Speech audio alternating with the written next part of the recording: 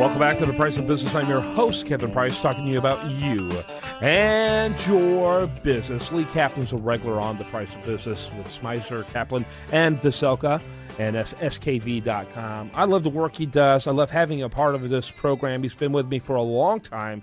And, I just always look forward to having him on. Whenever I can get him on, we'd like to squeeze him on for extra occasions. He's already been on my TV show twice, which began on January 3rd. And so always glad to have you with us, my friend. Good to talk to you, sir. Good morning.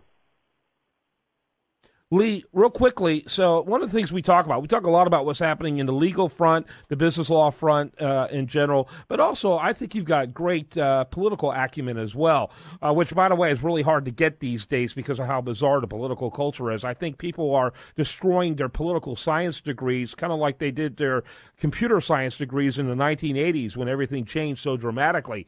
But talk a little bit about the Iowa caucus, Monday. I think the media projected a huge surprise with Ted Cruz. I don't think it was a very big surprise. I was shocked they positioned that way. The Trump people literally had to do an educational video on how the caucus, and Cruz had an incredibly well-oiled, organized machine. But what was your thoughts, talking about the Republicans first? Well, quite candidly, this is the speech I always gave my son when he lived at home and was in grade school, which is OBB, Organization Beats Bloviation. And unfortunately for all of us, that applies to most things in life. Mm-hmm. I used to tell my son, and of course this is apropos of the Democratic side too, everybody has to do their homework. The only person in modern political times, or modern times, who apparently doesn't need to do his homework is Bill Clinton. He could do anything because of his talents. But even Hillary, as smart as she is, has to do her homework. I used to tell my son that all the time, and I think that's really what happened in the Republican primary, is Cruz clearly did his homework.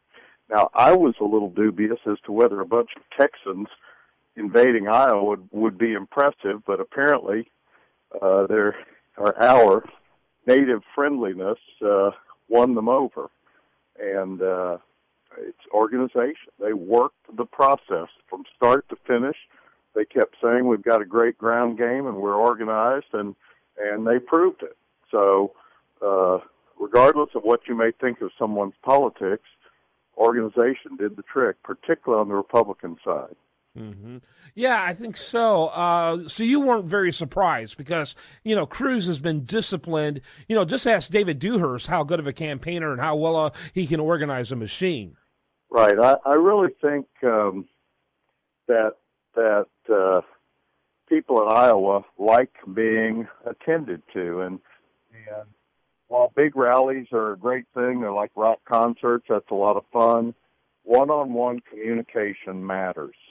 It matters in so many aspects of life, and that's what they got. If people feel disconnected from their government, it's because they don't have that kind of communication.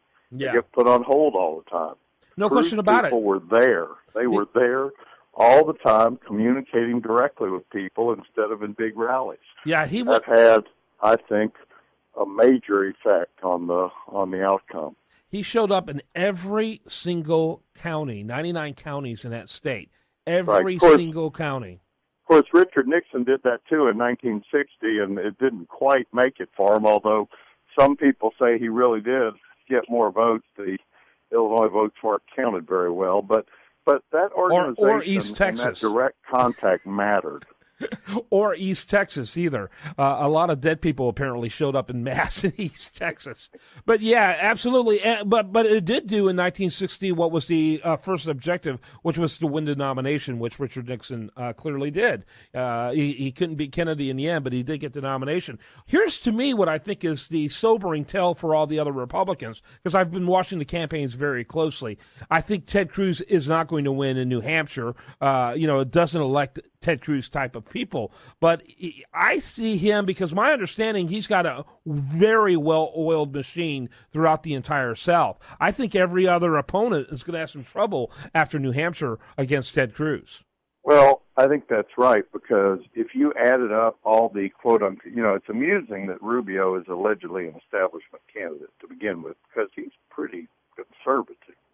He is, in fact, very conservative, except for the fact that he was, at one point, shall we say, more conciliatory about an immigration bill, and was, has been roundly criticized for that. But if you added up all the establishment candidates' votes on the Republican side, I don't think you get to 50%, because Cruz and Trump together had 52%. And if you assume Santorum and some of those people are extremely conservative, there was not in Iowa a majority for quote-unquote establishment candidates. No, for the and first time. I would think that in what is called the SEC primary, that will hold true, or even more so, because the South is clearly conservative. Although whether Republicans in the South are more conservative than the Republicans who caucused in Iowa, is probably an open question.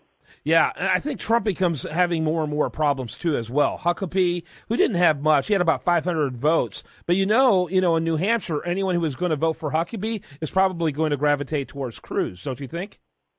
Well, then there's Kasich out there, and I keep hearing he spent all this time in New Hampshire.